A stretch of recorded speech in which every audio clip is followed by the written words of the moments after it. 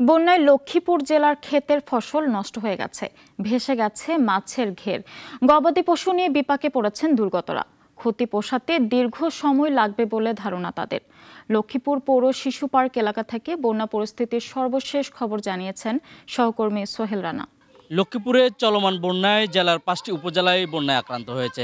বেসরকারি তথ্য মতে প্রায় ১০ লাখ মানুষ এই বন্যায় ক্ষতিগ্রস্ত হয়েছে।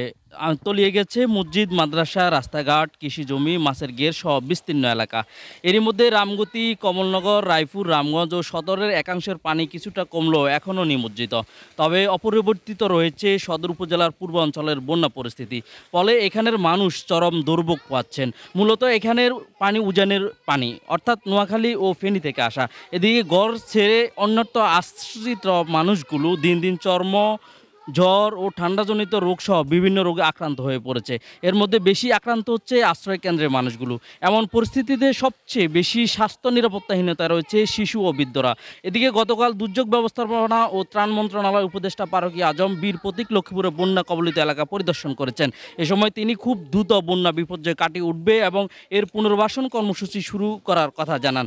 স্বাস্থ্যসেবা যদি একটু বলি, তাহলে আজ সকাল পর্যন্ত লক্ষ্মীপুর সদর হাসপাতালে ৩৬৩ জন রোগী ভর্তি ছিলেন। এর মধ্যে ৬৩ জন ডায়রিয়া রোগীর মধ্যে ৫১ জন শিশু রয়েছে। তবে এটি স্বাভাবিক বলে জানিয়েছে আরম অরূপপাল। তবে চর্ম রোগী বাড়ছে বলে জানিয়েছে সদর হাসপাতাল কর্তৃপক্ষ।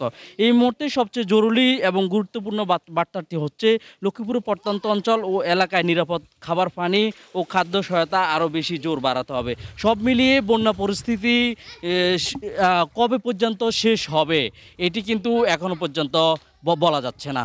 এই ছিল লক্ষ্মীপুর পৌর শিশু পার্ক এলাকা থেকে আমার কাছে সবশেষ। ২৫০টিরও বেশি ডিজাইন অপশন নিয়ে ওয়ালটন স্মার্ট ফ্রিজ, বোঝে আপনার প্রয়োজন।